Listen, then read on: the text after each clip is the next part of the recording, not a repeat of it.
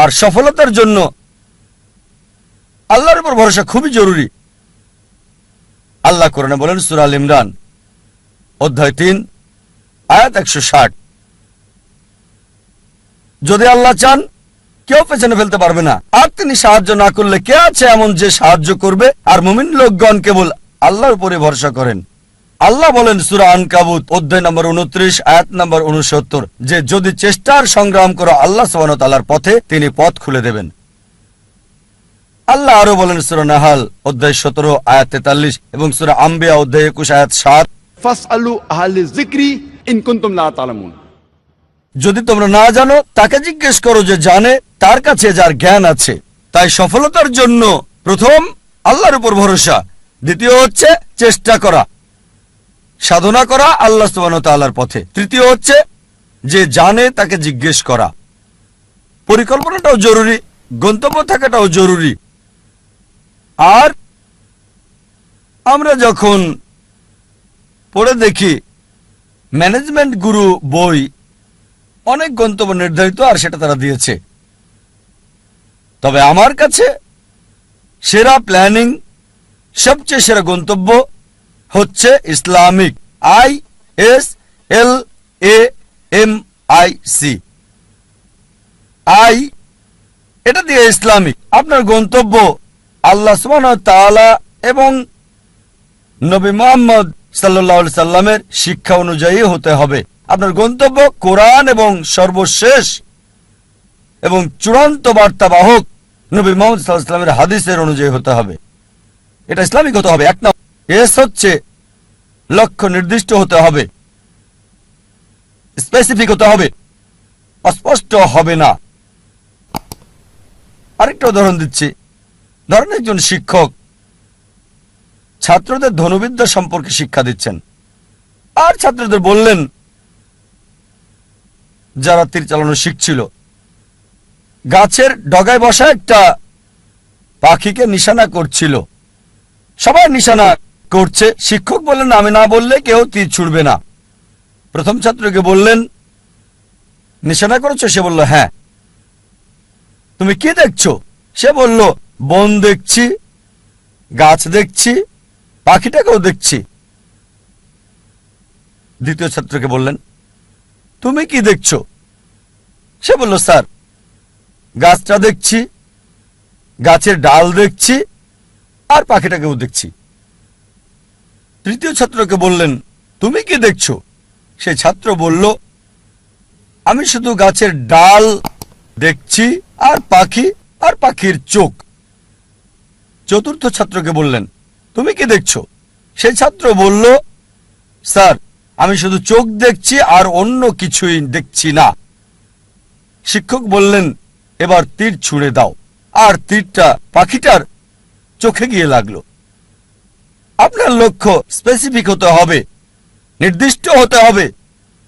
কোন ভ্রমণকারীর মতো হলে হবে না, যার কোনো উদ্দেশ্য নেই। কুকুরটার মতো না, যে গাড়ির পেছনে ছুটছে উদ্দেশ্য ছাড়া। তৃতীয় বিষয় এল দিয়ে বোঝাচ্ছে এটা লাভজনক হতে হবে। প্রথমত পরকালের জন্য লাভজনক হতে পারে আখিরাতে, আবার এটা আমাদের জন্য সমানভাবে লাভজনক হতে পারে এই পৃথিবীতেও, তবে গুরুত্ব হচ্ছে আখিরাত। আল্লাহ কোরআনে বলেন সূরা বাকারা অধ্যায় 2 আয়াত 201, রব্বানা আতিনা ফিদ দুনিয়া হাসনাতাও ওয়া ফিল আখিরাতি হাসনাতাও ওয়া কিনা আযাবান নার।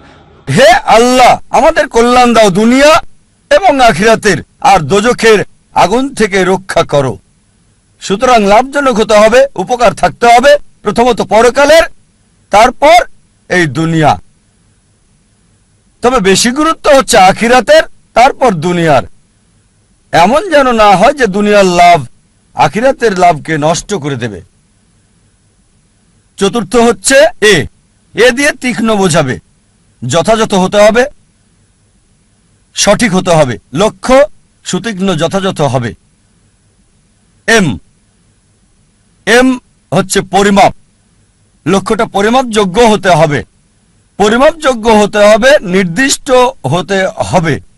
নির্দিষ্ট হওয়ার পর এর একটা সীমা থাকতে হবে। যেমন ধরেন একজন নির্মাতা বলল আমি পৃথিবীর সবচেয়ে উঁচু দালান তৈরি করতে চাই, লক্ষ্য নির্দিষ্ট, তবে সীমা নির্ধারণের জন্য সে জরিপ চালাবে পৃথিবীর সবচেয়ে উঁচু দালান কোনটি, আর সে জানল বুর্জ আল খলিফা, এর উচ্চতা 828 মিটার নির্দিষ্ট। এখন তার লক্ষ্য হচ্ছে তাকে এমন দালান বানাতে হবে যেটার উচ্চতা 828 মিটার চেয়ে বেশি। এটা হচ্ছে নির্দিষ্ট আর পরিমাপযোগ্য। যদি পরিমাপযোগ্য হয়, মনিটর করা যাবে কতটুকু তৈরি করেছেন, আপনার লক্ষ্যের কতটুকু কাছে গেছেন আপনি। এরপর হচ্ছে নিয়ত। আমাদের প্রিয় নবীজি মুহাম্মদ সাল্লাল্লাহু আলাইহি ওয়াসাল্লাম বলেছেন, এটা আছে সহিহ বুখারীতে ভলিউম নাম্বার 1 অধ্যায় নাম্বার 1 বুক অফ ফেথ হাদিস নাম্বার 1, বুখারীর প্রথম হাদিস। ইন্নামাল আমালু বিন্নিয়া। আপনার কর্ম বিবেচনা করা হবে নিয়তের উপর। আপনার নিয়তের উপর পুরস্কৃত হবেন। আপনার নিয়তটা যেন হয় আল্লাহ এবং রাসূলুল্লাহ সাল্লাল্লাহু আলাইহি সাল্লামের সন্তুষ্টির জন্য। বিখ্যাত হওয়া, জনপ্রিয় হওয়া কারো ইচ্ছা থাকা উচিত না। যদি বিখ্যাত হওয়া উদ্দেশ্য হয় তাহলে আপনার লক্ষ্যটা ভুল। যদি উদ্দেশ্য হয় সন্তুষ্টি অর্জন আল্লাহ, আমাদের স্রষ্টা এবং রাসূলের, অবশ্যই আপনাকে আখিরাতে পুরস্কার দেওয়া হবে, আর ইনশাআল্লাহ আল্লাহ এই পৃথিবীতেও আপনাকে কল্যাণ দান করবেন। এটা ধারাবাহিকভাবে হতে হবে লক্ষ্য অর্জন পর্যন্ত। যদিও লক্ষ্য অর্জনের সময় সীমিত হয় বা সীমিত না হয়, সব সময় ধারাবাহিক হতে হবে। যেমন ধরেন, আপনার লক্ষ্য হচ্ছে রমজান মাসে অন্তত কোরআন পড়তে চান প্রতিদিন 1 পারা, তা আপনার টার্গেট আছে প্রতিদিন 1 পারা পড়বেন। এভাবে ধারাবাহিক প্রতিদিন রমজান মাসে কোরআনের 1 পারা করে আপনি পড়েন। রমজান শেষে পুরো কোরআন হবে শেষ অন্তত একবার। যদি সময় সীমিত না হয়, হয়তো বলতে পারেন আমি প্রতিদিন করে পড়তে চাই, একটা টার্গেট সেট করলেন, প্রতিদিন পড়বেন আধা পারা বা হতে পারে 1 পারা, এভাবে শুরু করলেন। যখন আপনি শুরু করলেন এই পড়াটা আধা পারা বা 1 পারা একদিনে, আর জীবনের শেষ দিন পর্যন্ত এভাবে ধারাবাহিক হলেন, আমাদের প্রিয় নবীজি মুহাম্মদ সাল্লাল্লাহু আলাইহি ওয়াসাল্লাম বলেছেন, এটা আছে সহিহ মুসলিম ভলিউম 1 বুক অফ সালাহ অধ্যায় 272 হাদিস নম্বর 1711। তিনি বলেছেন যে এক লোক নবীজির কাছে বলল, সবচেয়ে ভালো কাজ কোনটি যা আল্লাহ পছন্দ করেন? নবীজি বললেন, আল্লাহ সেই কাজ পছন্দ করেন যেটা ধারাবাহিকভাবে করা হয়, সেটা ছোট কাজ হলেও। একবারে অনেক কাজ করাচ্ছে ধারাবাহিকভাবে কম করাটা ভালো। তাই যে কাজটা নিয়মিত করা হয় সেই কাজটা একবারে অনেকগুলো কাজ করাচ্ছে বেশি ভালো। তাই লক্ষ্যটা হতে হবে ইসলামিক। প্রথমটা ইসলামিক, দ্বিতীয়টা সুনির্দিষ্ট প্রাসঙ্গিক, তৃতীয় লাভজনক কল্যাণকর, চতুর্থ তীক্ষ্ণ যথাযথ, পঞ্চম পরিমাপযোগ্য যা মনিটর করা যাবে, ষষ্ঠ হচ্ছে নিয়ত আল্লাহর সন্তুষ্টির জন্য হতে হবে, সপ্তম ধারাবাহিক হতে হবে। আরেকটা উদাহরণ দিচ্ছি। আমরা অনেকে উইলমা রুডলফের ইতিহাস জানি। উইলমা রুডলফ একজন মেয়ে যে শৈশব থেকেই ভয়ানক রোগ পোলিওতে আক্রান্ত ছিল, আর ডাক্তার তার পায়ে ব্রেস লাগিয়ে রাখত। ডাক্তার বলল, এই মেয়ে কখনোই হাঁটতে পারবে না। তার মা তাকে উৎসাহ দিত আর বলতো, উইলমা তুমি যা করতে চাও তাই তুমি করতে পারো। এভাবে মা মেয়েকে উৎসাহ দিত। উইলমার বয়স যখন 9, তখন পায়ের ব্রেস খুলে ফেলে সে পৃথিবীর দ্রুততম মানবী হতে চায়। এটা ছিল তার ইচ্ছা, ছিল তার লক্ষ্য। 9 বছর বয়সে ব্রেস খুলে ফেলার পর 13 বছর বয়সে জীবনের প্রথমবারের মতো দৌড়ে অংশগ্রহণ করল সে, এবং পরাজিত, সবার শেষ অবস্থান। তবে তারপরও সে ধারাবাহিক চেষ্টা চালিয়ে যাচ্ছে, হেরে যাচ্ছে, আবার চেষ্টা করছে। একসময় অলিম্পিকে খেলার যোগ্যতা সে অর্জন করেছে। এটা বাস্তব গল্প, কোনো বানানো গল্প না, মনোরঞ্জনের গল্প না। যখন অলিম্পিকে খেলতে আসলো 1960 সালের অলিম্পিকে মহিলাদের 100 মিটার দৌড়ে সে প্রথম হয়েছিল, স্বর্ণপদক পেল। 200 মিটার দৌড়েও মহিলাদের মধ্যে স্বর্ণপদক পেল। সে 400 মিটার দৌড়েও স্বর্ণপদকটা জয় করে নিল। 100 গুণ 4 মহিলাদের মধ্যে 1960 সালের অলিম্পিকে সে 3টি সোনা জিতেছিল এবং ইতিহাস রচনা করেছিল। একজন প্যারালাইজড, একজন অচল মহিলা, পোলিও আক্রান্ত, সে পৃথিবীর দ্রুততম মানবী হল 1960 সালের জন্য। আমরা দেখলাম যে উইলমা লক্ষ্য স্থির করেছে। আর যদি ম্যানেজমেন্ট গ্রুপ বই পড়েন, এই বিষয়গুলো তাতে আছে।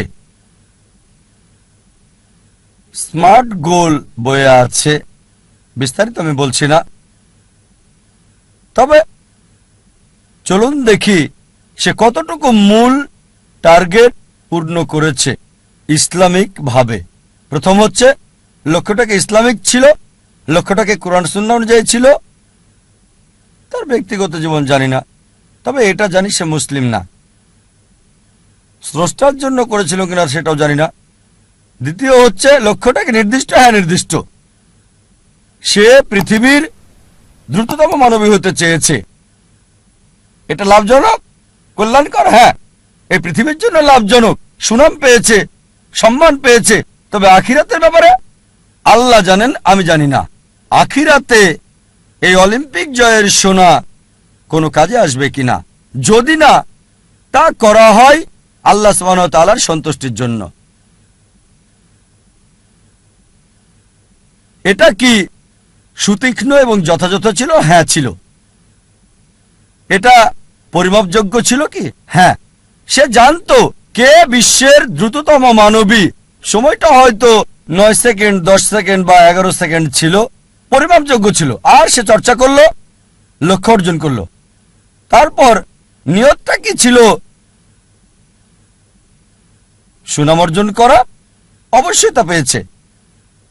আল্লাহকে খুশি করা উদ্দেশ্য ছিল কিনা আমার সন্দেহ।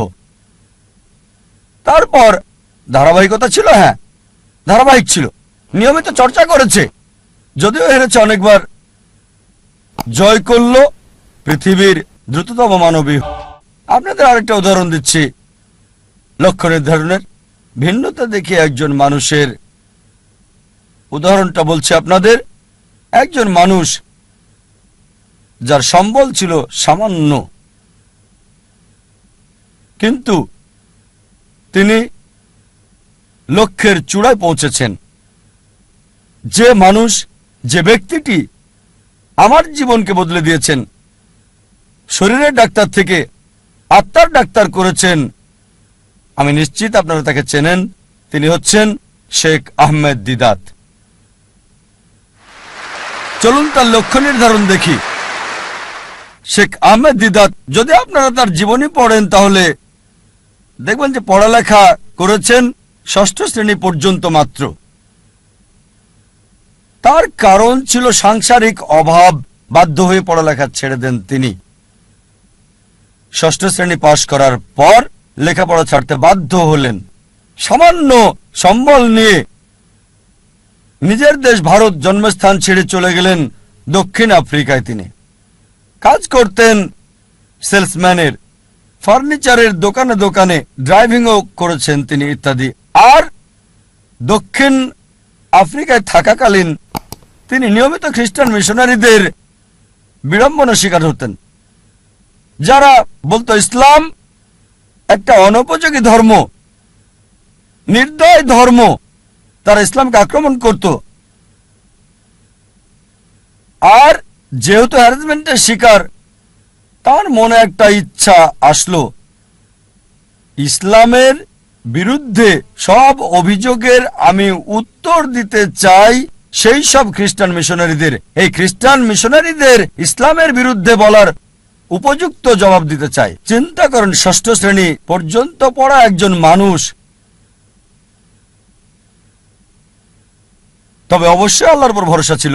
তিনি চেষ্টা করেছেন। একটা বই তাকে বেশ নাড়া দিয়েছিল, ঘরের মধ্যে ময়লা জমে থাকা একটা বই। এই বইটা তাকে নাড়া দিয়েছে, যেটার নাম ইজারুল হক, সত্যের প্রকাশ, লেখক মাওলানা রহমতুল্লাহ কিরানবী। আর ওই বইয়ে লক্ষ্যের নির্দেশনা পান, এভাবে শুরু করেছিলেন। আর 40 বছর ধরে সংগ্রাম করেছেন। তিনি চ্যালেঞ্জ করেছেন খ্রিস্টান ধর্মের রথী মহারথীদের। চিন্তা করেন, 6 পাস একজন মানুষ 40 বছর সংগ্রাম করেছেন, পৃথিবীর সেরা খ্রিস্টানদের সাথে চ্যালেঞ্জ করেছেন। এমন একটা ঘটনা 1986 সালে তিনি বিতর্ক করেছিলেন পাদ্রী জিমি সোয়াগাটের সাথে। আর 80-র দশকে এই জেমি সোয়াগাট ছিল 1 নাম্বার, সবচেয়ে ক্ষমতাধর, সবচেয়ে বিখ্যাত খ্রিস্টান টিভি বিতার্কিক। তার বিতর্কের কয়েক সপ্তাহ আগে শেখ দিদাতের এক ভক্ত বলল, শেখ আহমেদ দিদাত, আমি আপনার ভক্ত, আপনাকে একটা উপদেশ দিচ্ছি। এই জেমি সোয়াগাটকে আমি চিনি, তার সম্পর্কে আমি জানি, তার সাথে বিতর্ক করবেন না, আপনাকে হাসির পাত্র বানাবে আর ফু দিয়ে উড়িয়ে দেবে। চিন্তা করেন, একজন ভক্ত আহমেদ দিদাতকে উপদেশ দিচ্ছে জেমি সোয়াগাটের সাথে ডিবেট না করার জন্য। আমি তাকে চিনি, আপনাকে হাসির পাত্র বানাবে আর ফু দিয়ে উড়িয়ে দেবে। যে লোক সবচেয়ে বিখ্যাত টিভি ব্যক্তিত্ব, টেলিভিশনের মালিক, যার বাজেট ছিল দৈনিক $1 মিলিয়ন বেশি সুনাম অক্ষুণ্ণ রাখার জন্য, আমাদের শেখ আহমেদ দিদাত, মাশাআল্লাহ, তার সাথে আল্লাহ ছিলেন। তিনি ইউএসএতে গেলেন, ওই খ্রিস্টান মিশনারির শহরে, সে যে দেশে খুবই বিখ্যাত, তিনি গেলেন, বিতর্ক করলেন। আর আলহামদুলিল্লাহ সুম্মা আলহামদুলিল্লাহ, আল্লাহর সাহায্যে তিনি টেবিলটাকে উল্টে দিলেন। চিন্তা করেন, একজন মানুষ সামান্য পুঁজি নিয়ে, স্কুলও পাশ করেননি, গ্র্যাজুয়েশন তো দূরের কথা, চ্যালেঞ্জ করেছেন খ্রিস্টান সম্প্রদায়ের প্রধান নেতাদেরকে। তারপর থেকে তিনি সবচেয়ে বড় বাধা বিশ্ব খ্রিস্টান নেতাদের জন্য, খ্রিস্টান মিশনারিদের জন্য। একা একজন মানুষ, শেখ আহমেদ দিদাত, আল্লাহ সুবহানাহু ওয়া তাআলার সাহায্যে সমগ্র খ্রিস্টানদের চ্যালেঞ্জ করেছেন।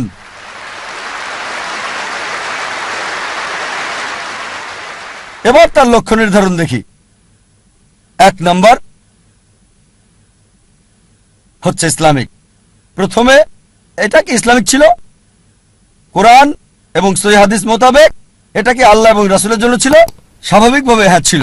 এ কারণেই তিনি লক্ষ্য অর্জন করেছিলেন। দ্বিতীয় হচ্ছে, এটা কি নির্দিষ্ট ছিল? হ্যাঁ, তার লক্ষ্য নির্দিষ্ট ছিল। আমি ইসলামের বিরুদ্ধে অভিযোগের উত্তর দিতে চাই, এটা ছিল নির্দিষ্ট। যথাযথ জবাব দিতে চাই, অমুসলিমদের মন থেকে ইসলাম সম্পর্কে ভুল ধারণাটা সরাতে চাই আমি। তৃতীয় বিষয় হচ্ছে, এটা কি লাভজনক ছিল, কল্যাণকর ছিল? তিনি আখিরাতের লাভ চেয়েছেন, আর ইনশাল্লাহ ইনশাল্লাহ আল্লাহ তাকে জান্নাত দেবেন ইনশাল্লাহ। কিন্তু আখিরাতের কল্যাণের পাশাপাশি দুনিয়াতেও সম্মান পেয়েছেন। দেখেন, 6ষ্ঠ শ্রেণী পাস একজন মানুষ 1986 সালে মুসলিম বিশ্বের নোবেল পেলেন মানবতার সেবায়, বাদশাহ ফয়সাল পুরস্কার তাকে দেওয়া হয়েছিল। 6ষ্ঠ শ্রেণী পাস লোক, তিনি পুরস্কারের জন্য করেননি, হয়তো পেয়েছেন $200, সেজন্য করেননি। পুরস্কারটা ছিল হয়তো স্বর্ণ, সেজন্য করেননি। তিনি করেছেন আল্লাহ এবং রাসূলের জন্য। আল্লাহ আখিরাতে পুরস্কার দেবেন, এই দুনিয়াতেও। লাভজনক। তারপর এটা কি তীক্ষ্ণ ছিল, যথাযথ ছিল? খুবই তীক্ষ্ণ, যথাযথ সময়ে। তার কৌশল সবকিছু যথাযথ ছিল।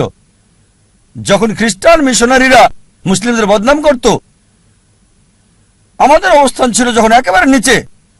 এই মানুষ শেখ আহমেদ দিদাত হাজার হাজার তরুণকে অনুপ্রাণিত করেছিলেন, এবং আমাকেও। অন্তত আমরা মাথা উঁচু করে দাঁড়াতে পারি ভালোভাবে। তারপর এটা কি পরিমাপযোগ্য? হ্যাঁ। তিনি কি করলেন? খ্রিস্টান মিশনারিদের লেখা বইগুলো সংগ্রহ করলেন, যেগুলো ছিল ইসলামের বিরুদ্ধে লেখা, যেমন জন গিলক্রিস্ট, এইসব বই জেমস সোগার্ট, আর সেগুলো উত্তর দিলেন। যখন তারা কোরআন এবং ইসলামকে আক্রমণ করত, তিনি জবাব দিতেন তাদের বাইবেল থেকে, কোরআনের আয়াতগুলো সেগুলোর উপরে প্রয়োগ করতেন আর ফলাফল পেতেন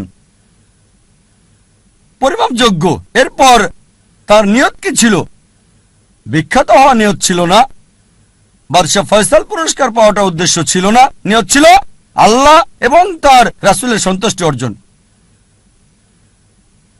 তারপর ধারাবাহিকতা ছিল, হ্যাঁ ছিল। চিন্তা করেন, তিনি সংগ্রাম করেছেন 40 বছর। তার ইতিহাস পড়লে দেখবেন তার অফিসটা ছিল ছোট্ট একটা ঘর। আর আমাদেরকে বলেছেন সাদা কালো 1000 পাম্পলেট ছাপানোর আগে তাদের মিটিং করতে হতো, চলো মিটিং করি 1000 সাদা কালো পাম্পলেট আমরা ছাপাতে পারবো কিনা। মাশাআল্লাহ, ধারাবাহিক লক্ষ্যে পৌঁছার আগ পর্যন্ত সংগ্রাম করেছেন। উইলমা রুডলফ এবং শেখ আহমেদ দিদাতের মধ্যে যে পার্থক্য দেখি, তা হলো উইলমা রুডলফের দূরদর্শিতা ছিল না। এই পৃথিবীতে অনেক মূল্য, কিন্তু শেখ আহমেদ দিদাত ছিলেন দূরদর্শী। আর এটা ছিল আখিরাতের জন্য। ইনশাআল্লাহ আল্লাহ তাকে পুরস্কার দেবেন আখিরাতে, দুনিয়াতেও তাকে পুরস্কার দিয়েছিলেন।